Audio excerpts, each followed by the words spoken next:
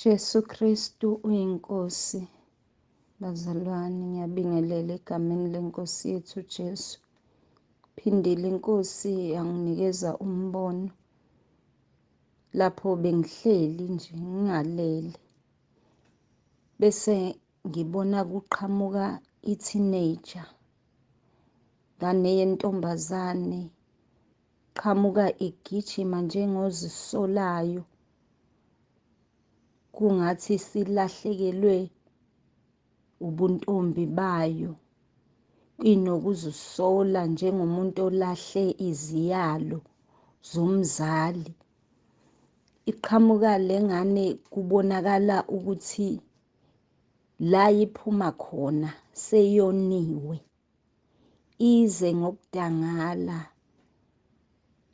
Ngibone ize embonweni zifike izoncika kimi idangele ngomonakalo osuwenzekile kuyona.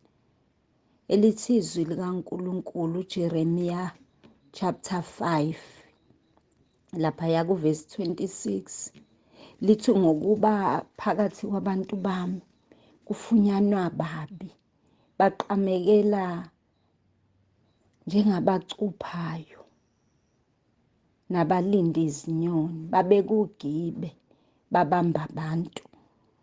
Ngiyacela ukuthi sikhulekele abantu abasha, isitha sibabekele ugibe.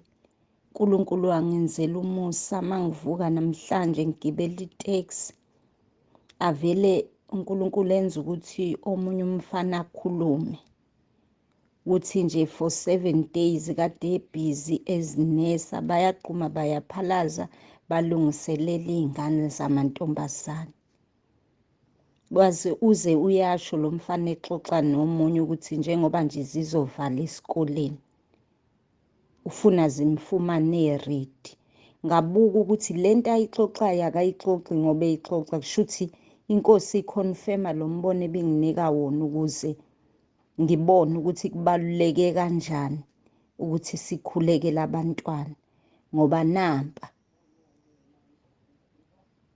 bayazihlela, bazihlelela ukunyukubeza izingane zethu, bezikhohlise, bekhuluma amazwi azozenza ilahle iy'yalo zabazali, ingane izisole sekuze konakala.